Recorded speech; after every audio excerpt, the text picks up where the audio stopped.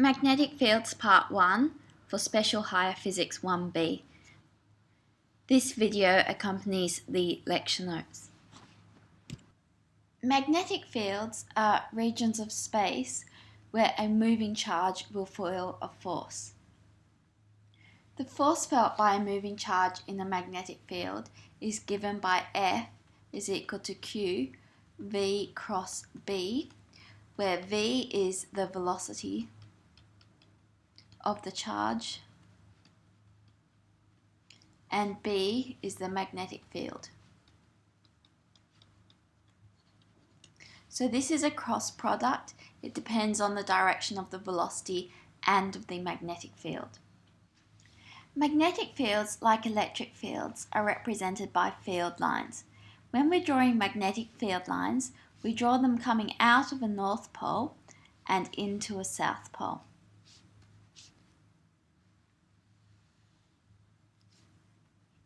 So they look like this. You'll notice that around the Earth,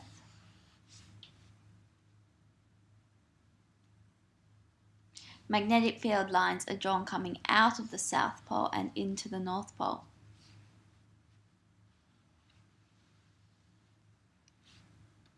And that's because the Earth effectively has a big bar magnet in it, with a south magnetic pole at our north pole and a north magnetic pole at our south pole. And that's why if we have a compass needle on the Earth,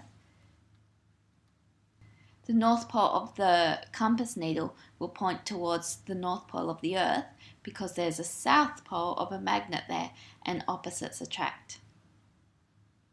A major difference between magnetic fields and electric fields is that magnets can only be found as a dipole, that is a north and a south pole joined together. Nobody's ever found a magnetic monopole, whereas electric charges are often found as just a positive or just a negative. Okay, let's do a question. Imagine that you have a constant magnetic field. Here's our constant magnetic field going into the screen. You inject a charged particle into the space so that it initially travels in a direction perpendicular to the field. So we'll inject a positive particle in here. What type of path does this particle follow? Well, when it's injected in, the force is equal to Q V cross B. And if we do the cross product of the velocity and the magnetic field, we end up with a force going up the page. So it'll start moving like this. Once it's moving upwards, it will feel a force in that direction. So you actually get circular motion going around like this. So the answer to that, what type of path will it follow? It'll follow a circular path. What if the particle is initially travelling in the same direction as the field lines?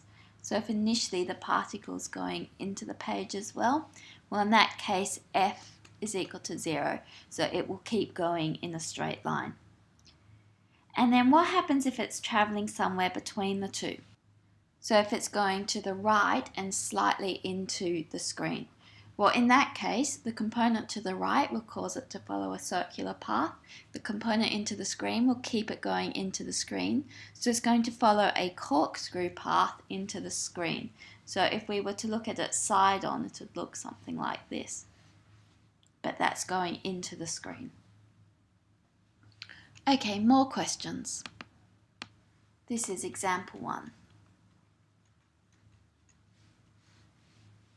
An electron in an old-style television picture moves towards the front of the tube with a speed of 8.0 times 10 to the 6 meters per second along the x-axis. Surrounding the neck of the tube are coils of wire that create a magnetic field of magnitude 0.025 Teslas, directed at an angle of 60 degrees to the x-axis and lying in the xy plane. So here's our particle travelling in the x direction, and let's draw on our magnetic field lines. They're making an angle of 60 degrees. with this x-axis. And part A says calculate the magnetic force on the electron. So we have F is equal to QV cross B. So we can substitute in, this is an electron, so its charge is 1.602 times 10 to the minus 19. The velocity is 8.0 times 10 to the 6. The magnetic field is 0.025. This is a cross product, so it'll be times sine of the angle between them. When we solve that on the calculator, we get 2.77 times 10 to the minus 14 newtons. Now what we need to do is also work out the direction. So in this case, it's going into the screen. When using the right-hand rule to calculate the direction, you need to remember that electrons are negative, and so it will have the opposite direction to a positive charge. Part B, describe the electric field you would need to apply to keep the electrons travelling with constant velocity. So we'll need to balance this magnetic force with an electric force. So we'll need QE is equal to QV cross B. And so we'll have the strength is equal to this magnetic force, 2.77 times 10 to the minus 14, over the charge on the electron, 1.602 times 10 to the minus 19. Solving that on your calculator, you end up with 1.73 times 10 to the 5 newtons per coulomb. And in this case, it needs to oppose this. So the electron's moving into the screen, so we need to have this electric field also going into the screen, so that the positive charges are pulling it up out of the screen. Part C, what would happen to an electron with a different velocity that was placed in the fields in B? So if we were to place an electron with a smaller velocity in here, the magnetic force would be less, but the electric force would remain the same. So in this case, it would move out of the screen slightly, as the electric force is stronger, so it'll move in the direction the electric force is trying to make it move. What would be an application for this? You could use this as a velocity selector. If you only want charged particles with a specific velocity, if you balance your magnetic and electric fields for that velocity, then those are the only ones that will travel in a straight line. Example 2.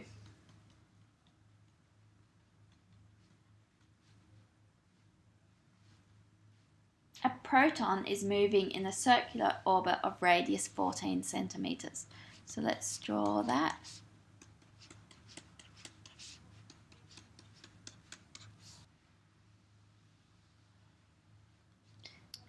Now, since a proton's positive, it will go in this direction, in this magnetic field, anti-clockwise.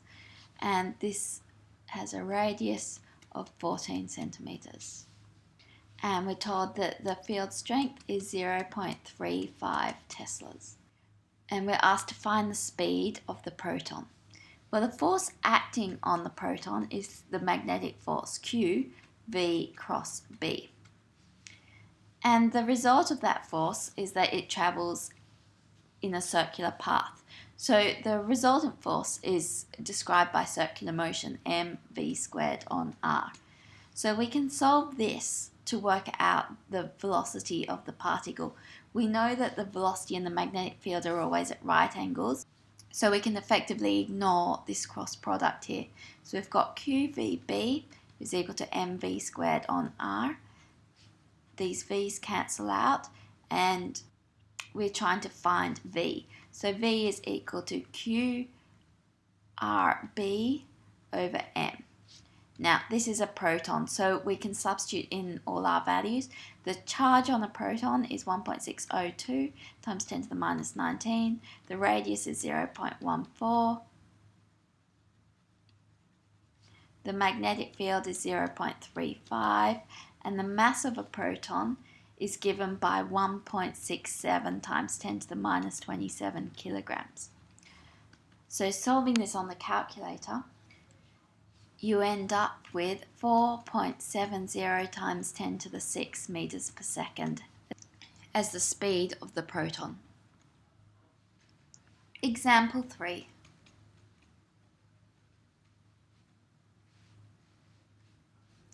In an experiment designed to measure the magnitude of a uniform magnetic field, electrons are accelerated from rest, so V0 is equal to 0, through a potential difference of 350 volts. And then enter a uniform magnetic field that is perpendicular to the velocity vector of the electrons. So here's our uniform magnetic field.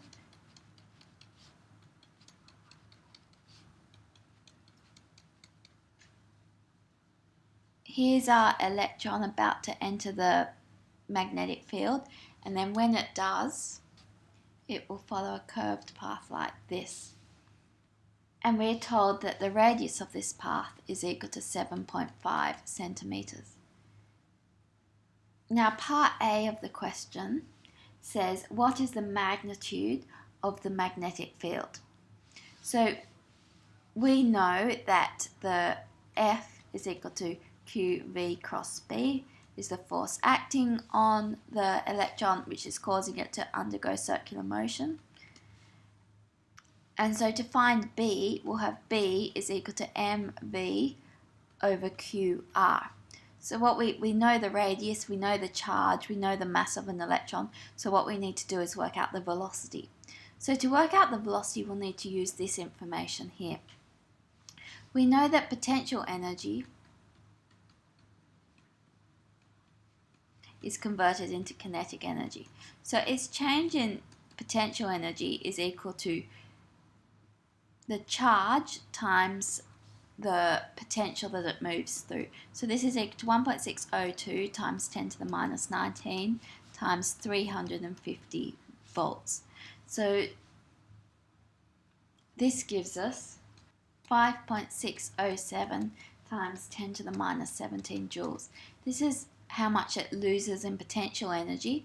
When it loses that as potential, it gains it as kinetic energy. And as it starts from rest, it has no initial kinetic energy. So we've got a half mv squared is equal to 5.607 times 10 to the minus 17. And this is an electron. So the mass is given by 9.11 times 10 to the minus 31 kilograms. So solving this, we end up with v squared is equal to 1.23 times 10 to the 14, and so v is equal to 11.09 times 10 to the 6 meters per second. So now what we can do is substitute everything into here to end up with our magnetic field strength.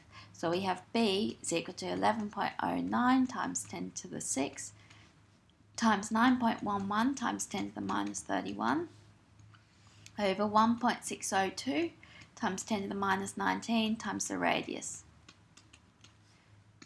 Solving that, we end up with 8.41 times 10 to the minus 4 Teslas. Okay, so what we're going to look at now is charge density. Charge density is given the symbol J, and you might recognize it from Maxwell's third equation, C squared the curl of B is equal to dE dt plus the current density over epsilon naught. So we won't be proving this one of Maxwell's equations, but it's probably useful for you to know what J is. So J is the current density, and it's the amount of charge passing through a surface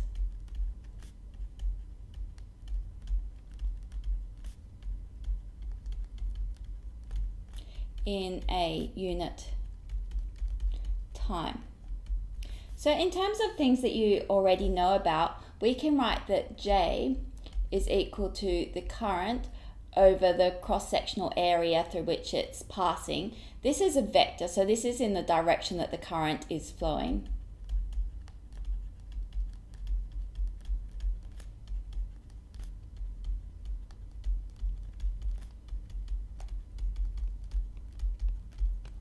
And you know that current is equal to the charge over the time passing through something. So the current density we can also write as the total charge over through a given cross-sectional area in a time t.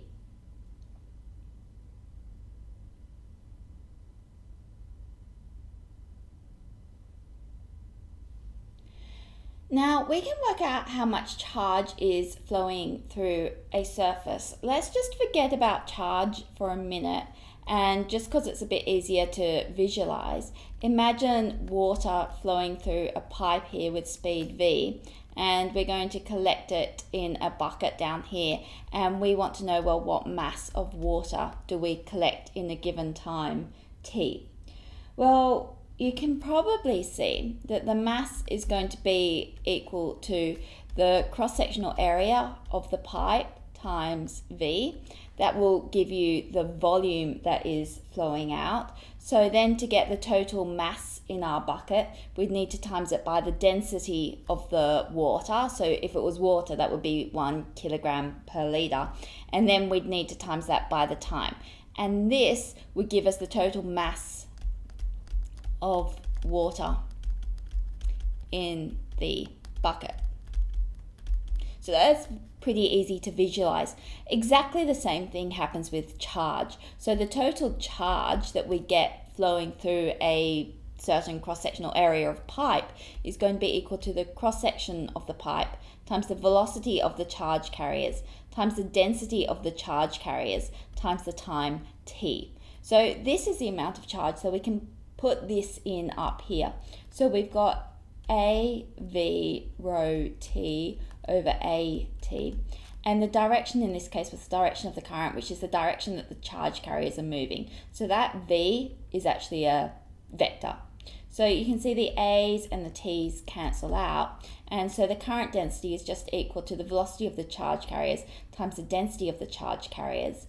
Now, often it's helpful to write this as the number of charge carriers per unit volume times the charge on each of those charge carriers. So this is equivalent to the density times the velocity. And that's a v, sorry, it's a bit extra curl there. Let's get rid of the extra curl. Okay, so this is equal to the current density. Generally, the charge carriers for a wire are going to be electrons. So generally, this Q is going to be equal to E. So this is the number of charge carriers per unit volume, and this is the charge on each carrier. Can be E, but doesn't have to be.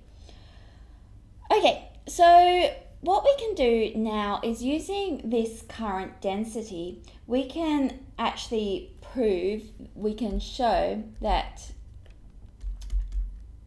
div of J is equal to minus d rho dt. So this part isn't examinable because it's going into vector calculus, but we can show it now. So let's show it now. And this actually comes about because of the law of conservation of charge. So charge is always conserved. It cannot be created or destroyed. Okay, so one way we can think about this is consider a closed surface. Now, that's a three-dimensional closed surface. The only way that we can change the amount of charge inside this surface, let's call that Q inside, is if we have charge flowing into the surface. So the only way to change the charge inside the surface is to have a flux of charge entering the surface. So mathematically, we can write we need a current density into the surface if we want to change the amount of charge inside the surface.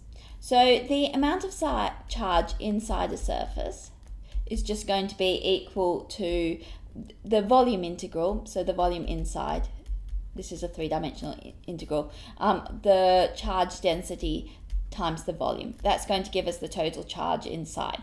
And if we want to change this number, then we need to have some charge density flowing in to that surface. So now in order to get this result here, we're going to need to make use of Gauss's theorem, which is a bit beyond this course, but we have mentioned it briefly before. It tells us that if we have a field and we differentiate it this way, then that is equal to the same field. In this case, we've got a surface integral. This is a volume integral, dot n ds. And remember, n ds is what we've been calling dA in other parts of this course.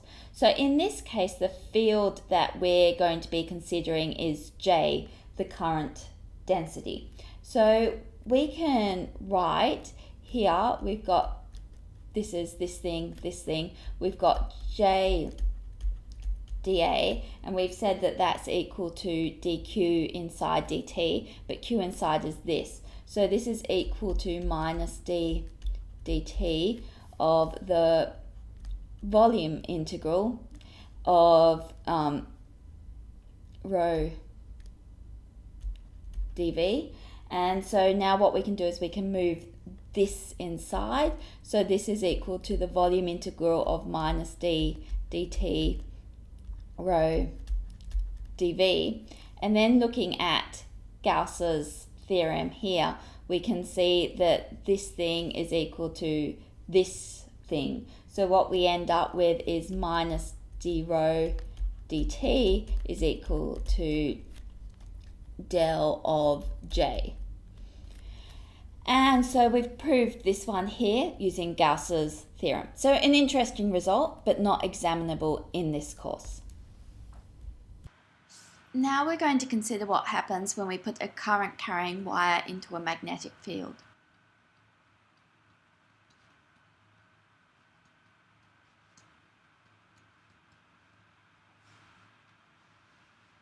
So here we have a constant magnetic field.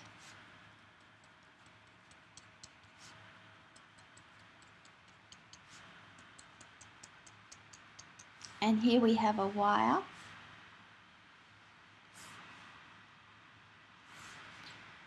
With electrons flowing through it with a speed vd, the drift velocity. Now we know that the force on each of those electrons is given by q v cross b. And what we need to do now is work out what's the total force on the wire. So if we want to work out the force on a segment of wire here, we need to work out how many charge carriers are in this section of wire, and each of those charge carriers is going to feel a force given by this expression here. So the number of charge carriers is equal to the number of charge carriers per unit volume times the volume. And so if we times this by q v cross b, we've now got our total force on this part of the wire. Now we've just derived the relationship that J, the current density, is equal to nqv. So we can replace this nqv with J. So we've got delta F, the force on this section of wire, is equal to the volume of the wire times J cross B. And now let's consider that our wire has cross-sectional area A. So the current density is related to the current through the current density is equal to I over the area times the normal direction, because it's got a direction which is the direction of this velocity. And so we've got that our force is equal to delta V, where this is the volume, I over A n cross B. And now the volume over the surface area, that's just equal to the length of this section of wire. So we have got the length I n cross B, Now what we can do is we can make this length into a vector so that it's got a direction. So this normal direction is the same direction as the length of wire, so we can write this as I, L cross B. And that tells us the size of the force on a section of wire in a magnetic field. Okay, now we're going to do a problem. We've got a constant magnetic field with field strength B, and we've got a loop of current going like this. This is the X direction, this is the Y direction, and the current is flowing this way. This wire has been bent to form a semicircle with radius R. Now, part A of the question asks us find the force acting on the straight section of wire. So this is this section along here.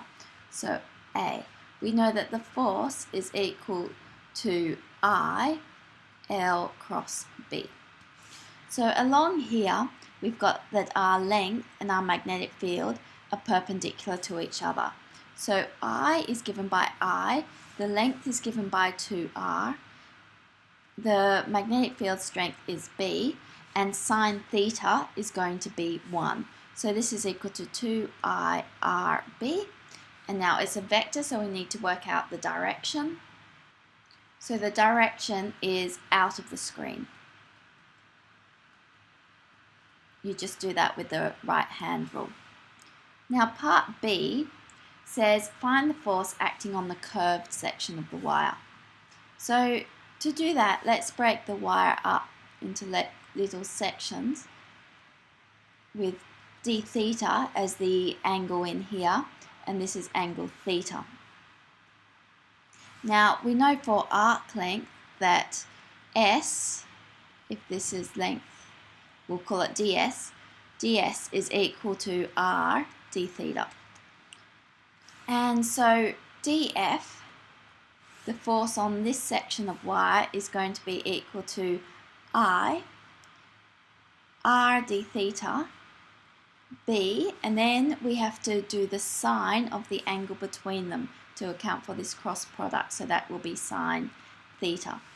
So to get the total force, we'll need to add up, going from theta is equal to 0 here, to theta is equal to pi, all the contributions. So we've got F is equal to the integral from 0 to pi of IRB sine theta d theta.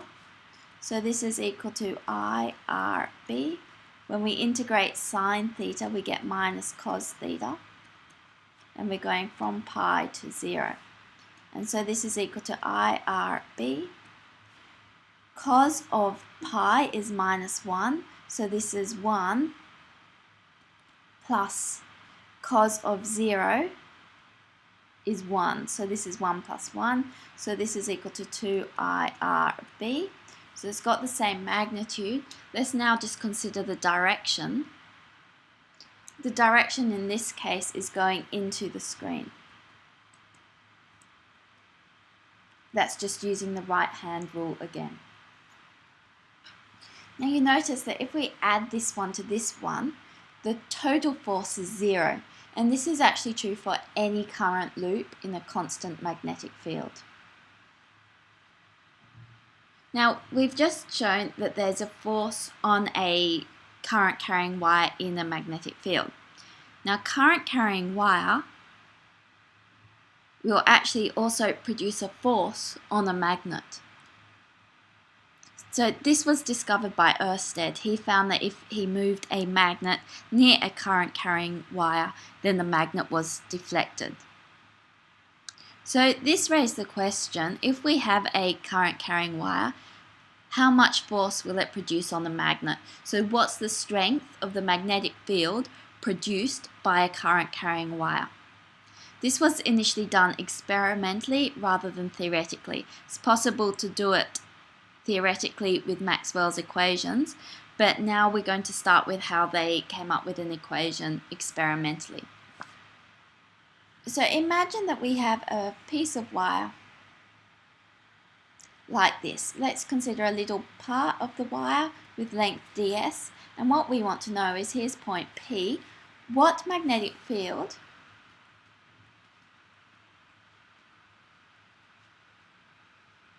does ds produce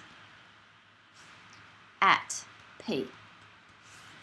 So let's let ds be a distance r from P. This is the direction of r. This is the direction of the current I. We'll give ds the direction rather than the current, but the current is flowing in that direction. So what we want to know is, what's the magnetic field at P produced by this section? So what we'd expect is, we'd expect it to obey some inverse square law. So it should be proportional to 1 on r squared. We'd also expect it to be proportional to the current and to the length of this section, ds. So this isn't a unit vector, we shouldn't really have the hat on it there. So we'd expect it to be something like this. Experimentally, Biot and Savart showed that dB is equal to mu naught over 4 pi I ds cross r. Now this is a unit vector r, so this has a direction, but the magnitude's 1 over r squared. So that's our inverse relationship. We've got the I, and it's proportional to the ds. So this is called the Biot-Savart law. And if we add up all the contributions from the different sections along this wire, we can get the total magnetic field at P. In this case, mu naught is equal to the permeability of free space. And it has a value of 4 pi times 10 to the minus 7 Tesla meters per amp. Now the permeability of free space is actually related to the permittivity of free space, epsilon naught, through c, the speed of light, is equal to 1 over the square root of mu naught epsilon naught. So you'll be measuring mu naught, the permeability of free space, in the Slinky coil, magnetic fields in the Slinky coil laboratory exercise. The Biot-Savart law is quite tedious to use, but it will give you the magnetic field for any situation. We're going to consider example 5 from the lecture notes now. In this example, we have a long, thin, straight wire carrying a constant current I. So here's our piece of wire. It's placed along the x-axis and it's carrying a current I. We consider a point P, which is a distance A above the wire, and we'll call this theta 1 and this theta 2. These are not necessarily equal. P is not necessarily above the midpoint of the wire. And we're asked to determine the magnitude of the magnetic field at P due to the current. So to answer this question, what we'll do is we'll consider a little increment here with length dx, and we'll work out what magnetic field does dx generate at P. And then what we'll need to do is sum up all the little increments dx along this bar. So we can write dB is equal to mu naught over 4 pi I ds, which in our case will be dx, so let's write that as dx, cross the direction of r over r squared. So r is the distance of dx from P. So that's this distance in here. Let's let this distance here be measured as x. So we have that r is equal to the square root of a squared plus x squared. So this will be substituted in for here. Let's have a little look at the dx cross r. This is a cross product. So dx has magnitude dx, r has magnitude 1 because it's a unit vector in the direction r, and then what we'll have is we'll have the sine of the angle between these two. So if this angle up here is r theta, the sine of the angle between x and r will be cos theta, because it'll be sine 90 minus theta. And this is directed up out of the screen. So that tells us that dB is equal to mu naught over 4 pi I times dx cos theta over a squared plus x squared. Now our problem is that we have two variables here, x and theta. What we need to do is put them all in terms of the same variable. We have two options. We can either substitute in for the cos theta with something in terms of x, which would be cos theta is equal to a over the square root of a squared plus x squared, and solve the integral that way, or we can replace this x with its expression in terms of theta. So we can write tan theta. So tan theta is equal to the opposite, which is x over the adjacent a. And this is negative as x is going in the negative direction. So you can see from this that x will be equal to minus a tan theta. And so dx d theta is equal to minus a sec squared theta, which is equal to minus a over cos squared theta. So let's place all these into this derivative here. So we've got mu naught over 4 pi I. Now dx is equal to a over cos squared theta with a negative sign d theta. And then we have to times it by cos theta. And then we've got a squared plus x squared. So a squared plus x squared is equal to a squared outside of 1 plus tan squared theta. And since you know sine squared theta plus cos squared theta is equal to 1, if we divide everything by cos squared theta, we end up with tan squared theta plus 1 is equal to 1 over cos squared theta. So we can put a squared plus x squared, 1 on a squared plus x squared is equal to cos squared theta. Okay, so this cancels with this, and we end up with a squared plus x squared is a squared on cos squared theta. So this should be cos squared theta over a squared. And so we've got mu naught over 4 pi I over a, we've got a negative sign, and then we're left with cos theta d theta. Okay, now to get the total magnetic field at P, so B at P, we need to sum up from theta 1 all the way to theta 2.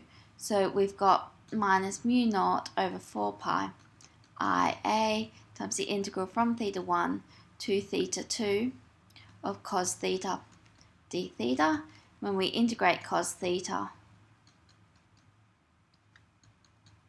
we end up with sine theta. So this is sine theta 2 minus sine theta 1.